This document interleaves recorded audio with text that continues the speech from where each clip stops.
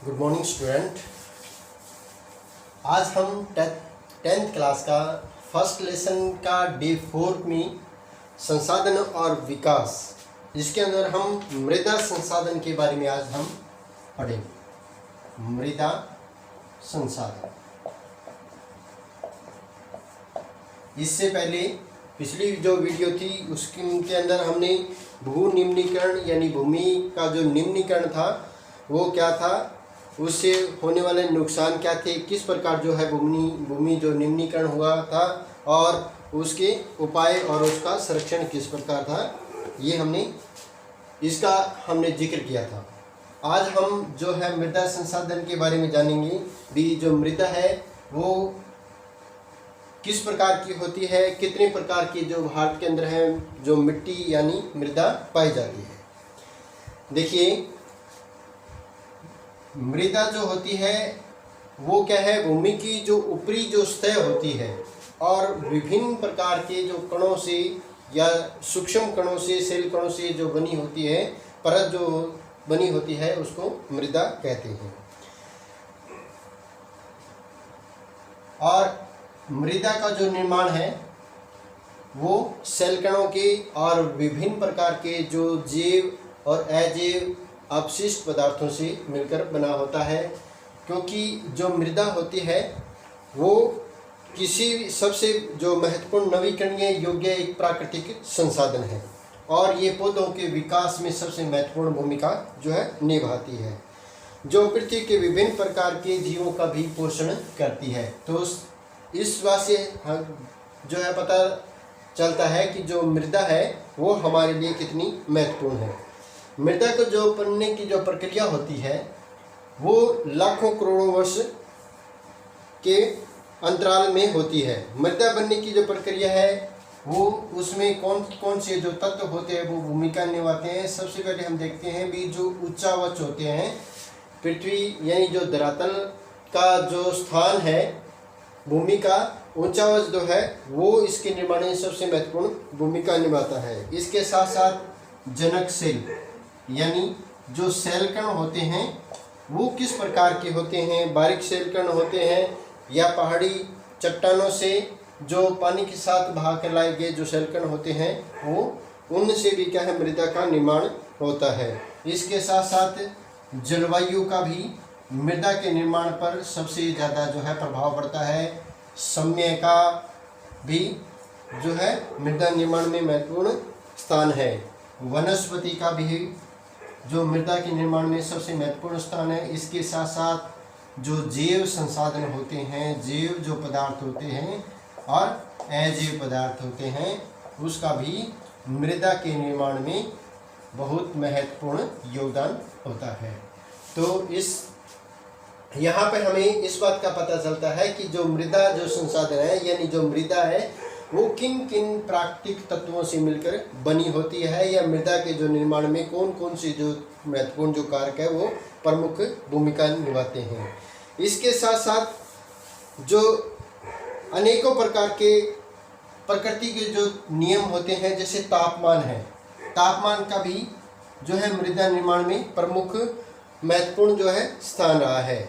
जल की जो क्रियाएं होती है, हिम नदी होती है, अपघटन होता है। अपघटन क्या होता है, यानी जैविक पदार्थ जो किसी विभिन्न प्रकार की क्रियाओं के द्वारा उनका जो नष्ट होना और उनका भूमि यानी मृदा के अंदर मिल जाना, ये भी क्या है मृदा के निर्माण का एक महत्वपूर्ण तत्व है। ये जो अपघटित जो पदार्थ होते हैं इनसे क्या है, जो मृदा की ऊपरी सतह जो होती है उसके अंदर ह्यूमस नामक जो पोषक जो तत्व होते हैं उसका भी निर्माण होता है। अधिकतर जो जैव पदार्थ होते हैं, जैसे जीव जंतु जो मरने के बाद और इसके साथ साथ जो पेड़ पौधे होते हैं, छोटे जो पौधे होते हैं, उनको गलने के बाद वो क्या होते हैं मिट्टी में मिल जाते हैं। वो इस ह्यूमस नामक तत्व का जो है वो निर्माण करते हैं। और ह्यूमस जो मृदा का एक ऐसा पोषक तत्व है जो उसकी उपजाऊपन को बढ़ाता है, अब क्या है, मृदा बनने की जो प्रक्रिया निर्धारित करने वाले तत्वों में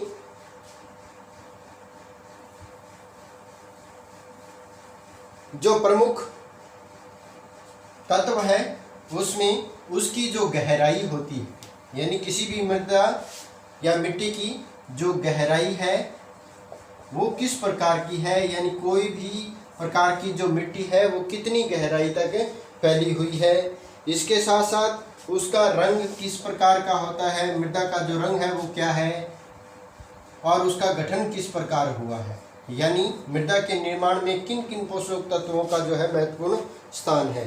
रासायनिक जो पदार्थ होते हैं, रासायनिक क्रियाएं और रासायनिक पदार्थों का भी इसमें समावेश होता है। इसके साथ साथ विभिन्न प्रकार के जो भौतिक गुणों के द्वारा है मृदा का निर्माण होता है। अब मृदा निर्माण के बाद में हम जो मृदाओं का वर्गीकरण है वो पढ़ते हैं। जो मृदा होती है वो किस प्रकार की होती है, मृदा का वर्गीकरण हम किस प्रकार करते हैं, यानी मृदा को हम किन किन भागों में बांटते हैं, किस प्रकार की जो मृदा है वो भारत के अंदर पाई जाती है।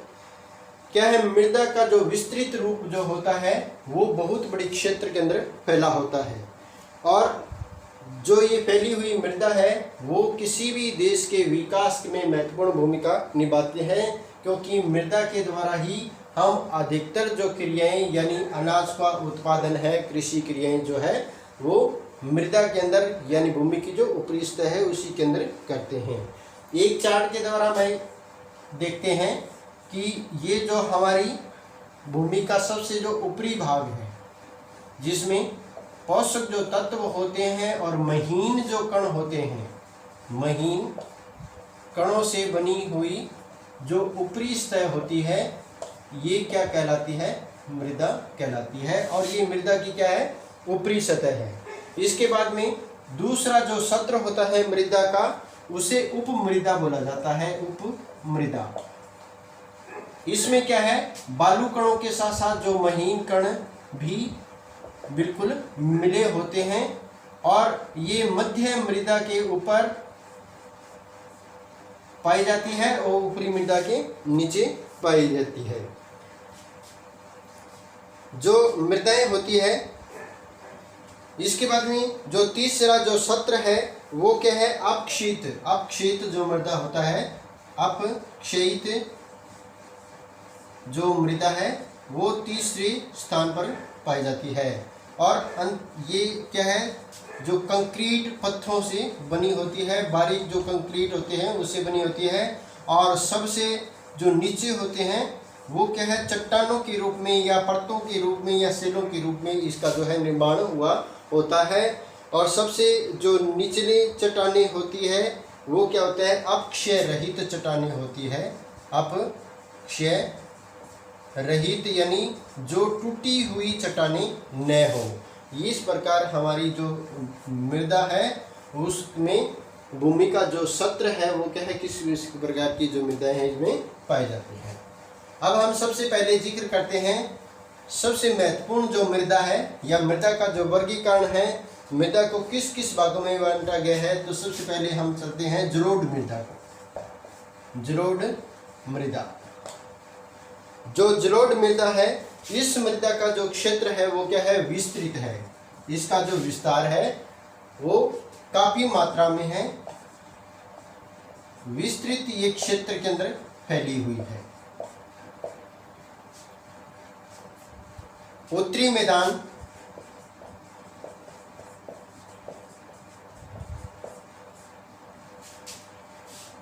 उत्तरी मैदान का अधिकतर जो भाग है वो क्या है, इस मृदा से बना हुआ है। यह मृदा क्या है, हिमालय से आने वाली महत्वपूर्ण जो नदियां होती है, हिमालय से आने वाली महत्वपूर्ण नदियां यानी सिंधु,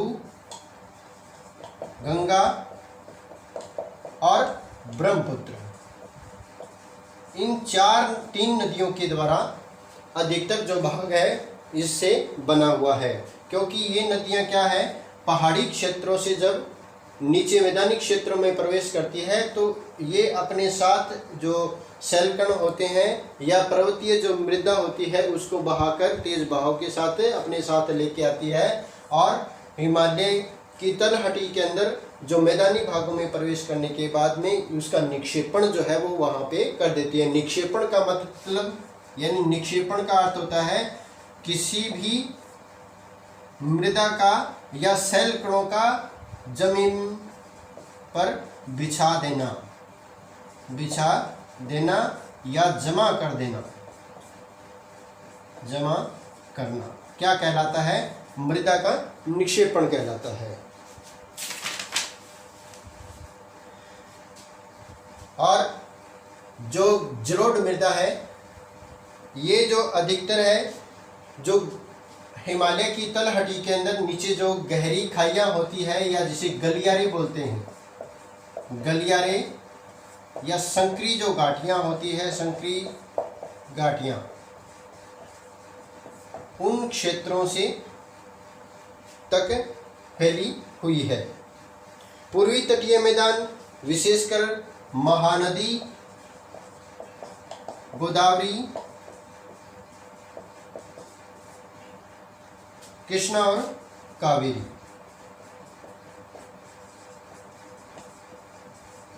कृष्णा और कावेरी जो नदियां होती है उनके जो डेल्टा होते हैं, उन डेल्टाओं में भी क्या है इस मृदा का निर्माण होता है। जलोढ़ मृदा रेत, सिल्ट, जलोढ़ जो मृदा होती है वो रेत, सिल्ट जिसे सेल बोलते हैं और मृत्तिका, इन तत्वों से मिलकर पाई जाती है। या मृदा के अंदर, जलोढ़ मृदा के अंदर रेत, सिल्ट और मृत्तिका का विभिन्न अनुपात पाया जाता है। नदी के जो मुहाने होते, नदी मुहानों पर भी अधिकतर है जलोढ़ मृदा का निर्माण होता है। ऐसी जो मृदाएं होती हैं वो क्या है, पर्वतों के तलहटी में जो हिमालय के जो अधिकतर जो नीचे का भाग है उन मैदानों में पाई जाती है। और जिन मैदानों में जो जलोढ़ मृदा पाई जाती है उनको क्या बोलते हैं, चोक क्षेत्र बोला जाता है। उनको चोक क्षेत्र, यानी चोक क्षेत्र का मतलब क्या है, जिस क्षेत्र के अंदर जो हिमालय की नदियों का जो पानी है और अपने साथ सेलकण जो बहाकर लेके आती है, सबसे पहले जो क्षेत्र के अंदर प्रवेश करती है वो घाटियाँ की, वो क्षेत्र या क्या कहलाता है, चोक क्षेत्र कहलाता है। जलोढ़ जो मृदाएं होती है वो क्या है, सबसे इसकी महत्वपूर्ण जो गुण होता है वो क्या होता है, ये जो मृदा होती है वो क्या होती है, उपजाऊ मृदा होती है, उपजाऊ मृदा होती है। और इन मृदाओं वाले जो क्षेत्रों के अंदर सबसे ज़्यादा है वो कृषि का उत्पादन होता है। और यहाँ जिन क्षेत्रों में जो जलोढ़ मृदा पाई जाती है वहाँ पे संघन जनसंख्या यानी अधिक मात्रा में जनसंख्या का निवास स्थान होता है, क्योंकि जलोढ़ मृदा उपजाऊ होने के कारण जो कृषि क्षेत्र है वो क्या होता है, इसका विस्तृत हो जाता है। और वहाँ पे जो जनसंख्या संगठन है यानी जनसंख्या जो घनत्व है वो क्या हो जाएगा, अधिक हो जाता है।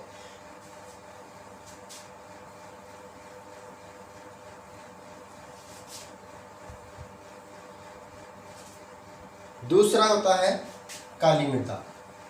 जलोढ़ मृदा के बाद में हम पढ़ते हैं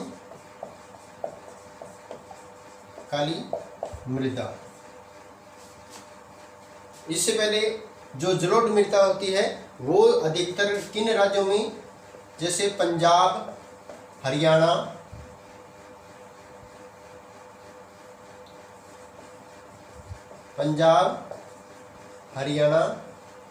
उत्तर प्रदेश और मध्य प्रदेश का जो कुछ क्षेत्र है उन क्षेत्रों में जो है जलोढ़ मृदा पाई जाती है।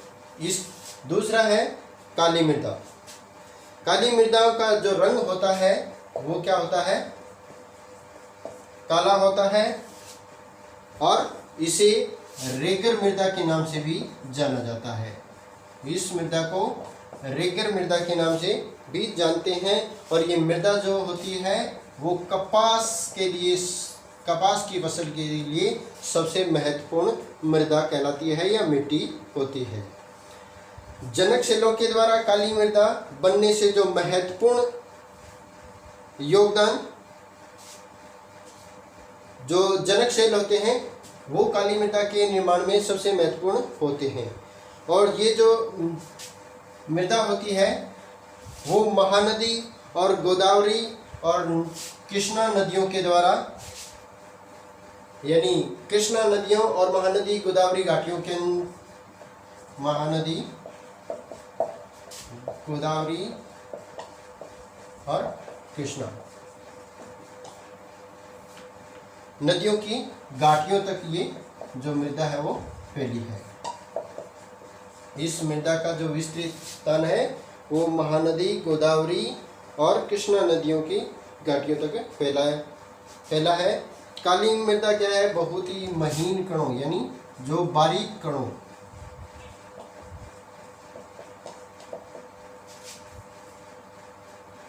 और मृत्तिका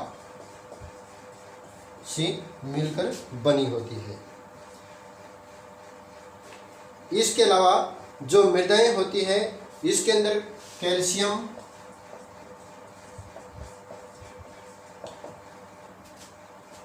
पोटास और चूने की जो मात्रा होती है वो पाई जाती है। काली जो मृदा है उसके अंदर कैल्शियम, पोटास और चूने की मात्रा होती है। इसमें जो फास्फोरस की मात्रा होती है, यानी फास्फोरस की जो मात्रा होती है वो बहुत ही कम होती है। फास्फोरस की मात्रा वो क्या होती है, इसमें कम होती है। और सबसे महत्वपूर्ण जो काली मृदा है ये क्या है, जल जो धारण करने की क्षमता इस मृदा के अंदर सबसे ज़्यादा होती है। जल धारण करने की जो क्षमता है वो सबसे ज़्यादा होती है। जल धारण करने की क्षमता जो है वो इसमें ज़्यादा होती है। और क्योंकि गिल्ली होने के बाद में इस मिट्टी को जो जोतना है वो बड़ा काफ़ी मुश्किल हो जाता है, क्योंकि गिल्ली होने के बाद में ये मृदा क्या होती है, चिकनी हो जाती है।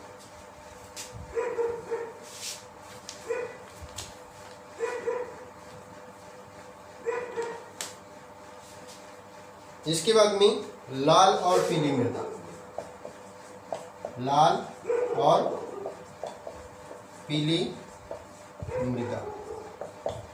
लाल और जो पीली मृदा होती है वो अधिकतर दक्कन का जो पठार है, दक्कन पठार के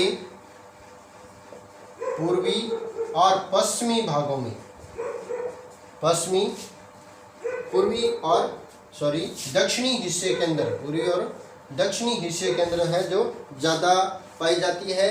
और ये रवेदार आग्नेय चट्टानों से मिलकर बनी होती है। रवेदार आग्नेय चट्टानों से इसका जो है वो निर्माण हुआ होता है। ये अधिकतर जो मृदा है, लाल और पीली जो मृदाएं होती है वो उड़ीसा, छत्तीसगढ़,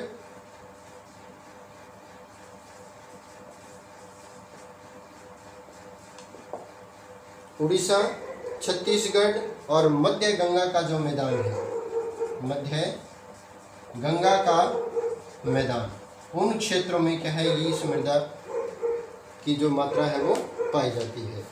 इसके साथ साथ इन मृदाओं का जो रंग है वो लाल, रवेदार आग्नेय और रूपांतरित चट्टानें जो होती है, लाल आग्नेय और रूपांतरित जो चट्टानें होती है उसमें लोहे धातु की जो मात्रा होती है वो क्या होती है, ज़्यादा होती है। लोहे धातु की जो मात्रा होती है वो ज़्यादा होती है। और इसका पीला जो रंग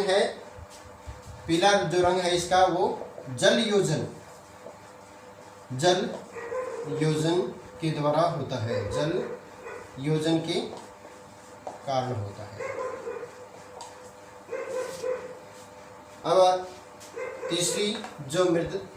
चौथी जो मृदा है वो कौन सी है, लेटराइट मृदा। लेटराइट जो मृदा, देखिए लेटराइट जो मृदा होता है, मृदा जो होती है उसको ग्रीक भाषा के जो शब्द है वो लेटर से लिया गया है, जिसका अर्थ होता है ईंट। लेटर का अर्थ क्या होता है? ईंट। यानी लेटराइट जो मृदा है वो उच्च तापमान यानी अधिक तापमान, उच्च तापमान और अत्यधिक जो वर्षा, अधिक वर्षा वाले क्षेत्रों में, अधिक वर्षा वाले क्षेत्रों में, वर्षा क्षेत्र में पाई जाती है।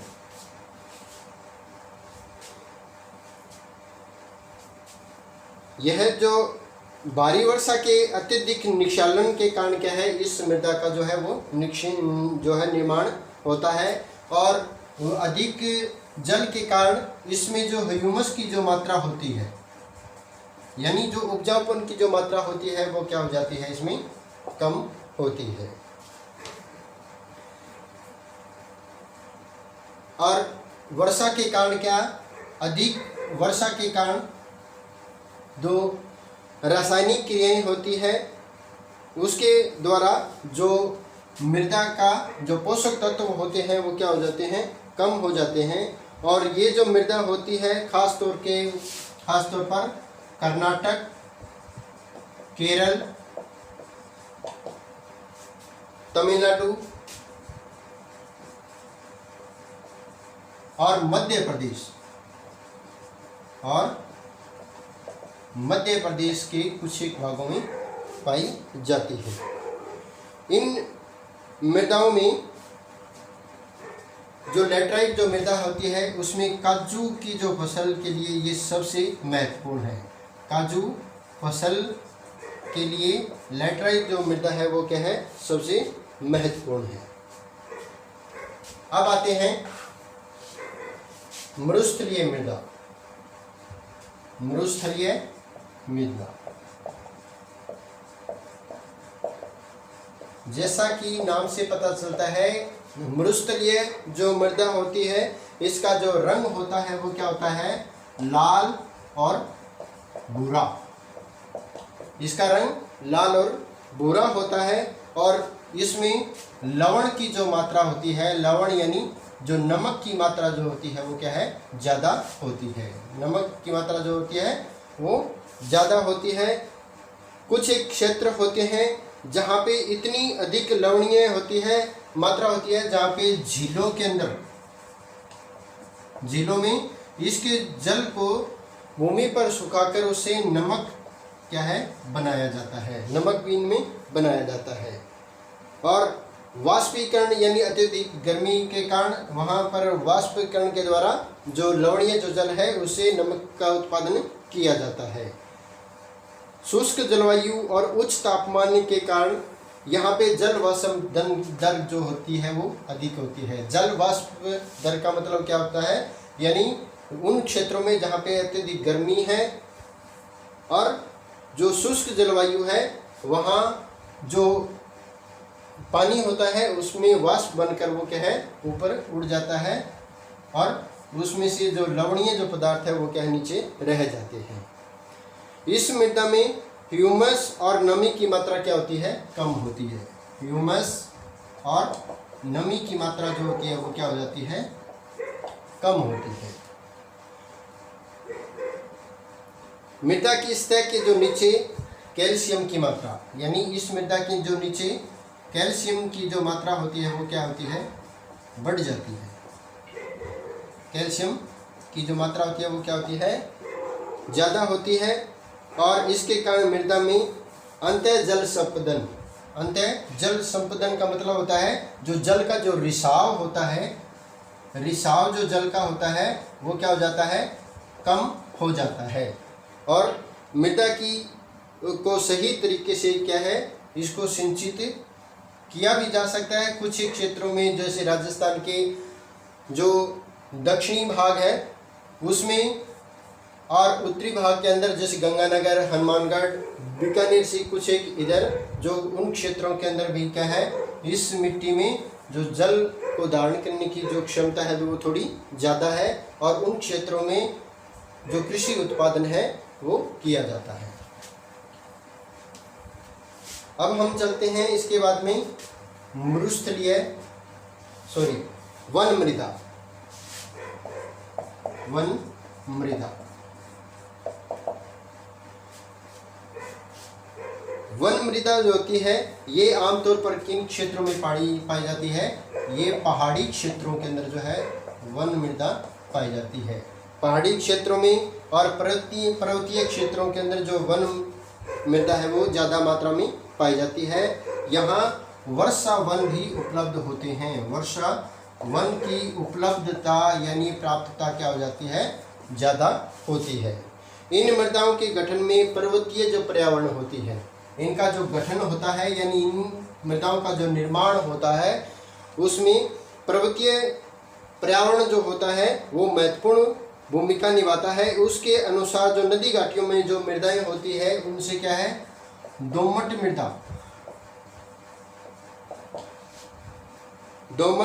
मृदा और सिल्टदार जो मृदा है क्या है, इन क्षेत्रों में पाई जाती है। सिल्ट की जो मात्रा होती है और दोमट और सिल्ट की जो मात्रा होती है वो इसमें ज़्यादा होती है।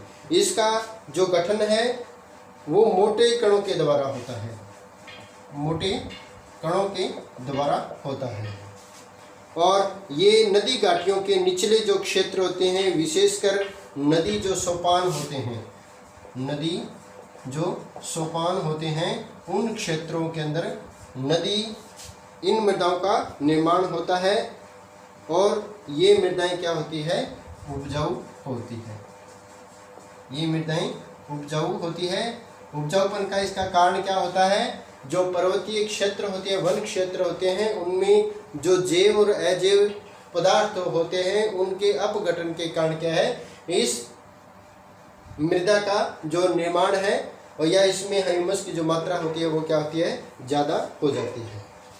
अब हमने जो मृदा का या मिट्टी का जो वर्गीकरण है उसको अच्छी तरह से इस पर चर्चा की है। अब इसके बाद में हम मृदा अपरदन और उसका संरक्षण के बारे में पढ़ेंगे। मृदा अपरदन क्या होता है, किसी विशेष क्षेत्र के अंदर तेज हवा व जल के कारण मृदा का बह जाना यानी ऊपरी जो सतह होती है उसका बह जाना और दूसरी स्थान पर चले जाना मृदा का क्या कहलाता है, अपरदन कहलाता है। और मृदा अपरदन के बहुत से महत्वपूर्ण कारक होते हैं।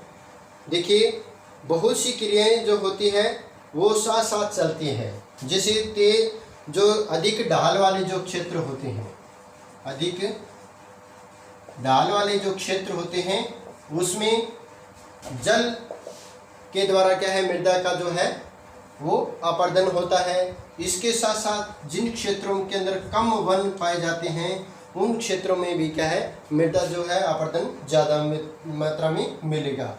या जिन क्षेत्रों के अंदर तेज हवाएं चलती है और वहाँ की मिट्टी जो है वो क्या है, ऊपरी जो सतह होती है वो कमज़ोर होती है, उन क्षेत्रों में जो है मृदा का अपरदन होता है। इसके साथ साथ जो पवन है, हिम नदी और जल जो है मृदा का जो है प्रमुख अपरदन का प्रमुख कारण होता है। बहता हुआ जब जल मृत्तिका युक्त मृदाओं को काटते हुए गहरी खाइयों में, यानी जब नदियों का जल गहरी खाइयों से होकर बहता है तो उसका जो बहाव होता है वो क्या है, तेज होता है, जिसके कारण जो नदी जो बेसिन होते हैं, बेसिन का मतलब क्या होते हैं, ऊंचे दो पर्वतीय क्षेत्रों के जो बीच का जो भाग होता है वो क्या कहलाता है, बेसिन कहलाता है, या इसे घाटियां भी बोला जाता है। जो मृदा जो अपरदन है वो कई प्रकार से होते हैं।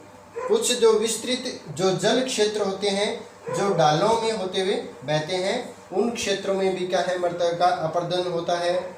और जो मृदा का ऊपरी जो सतह होती है वो क्या है, घुलकर दूसरे स्थानों पे चली जाती है। इसको क्या बोलते हैं, चादर अपरदन भी बोलते हैं, चादर अपरदन भी कहा जाता है।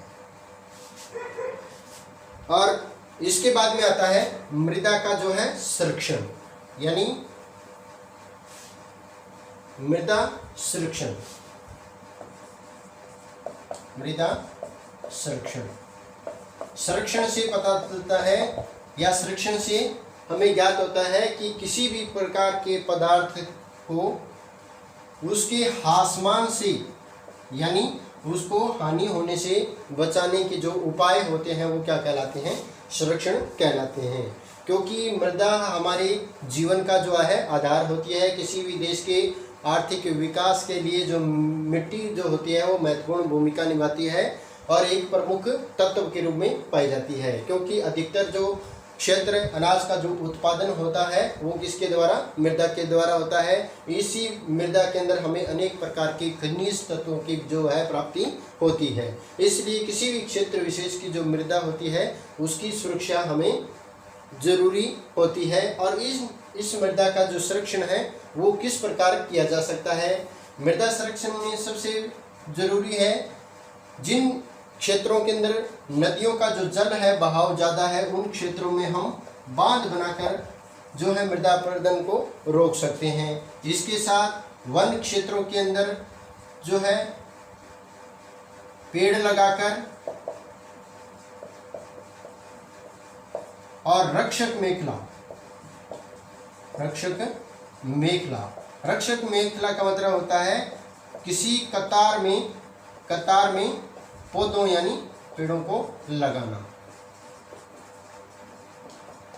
ये क्या कहलाता है, रक्षक मेखला कहलाता है। इसके साथ साथ जो मृदा जो अपरदन है वो पहाड़ी क्षेत्रों में क्या है, ज़्यादा होता है। और जिन क्षेत्रों में जो पहाड़ी है उन क्षेत्रों में जो सीढ़ीदार जो खेत होते हैं, सीढ़ीदार खेत या क्यारियां बनाकर भी मृदा के अपरदन को हम रोक सकते हैं।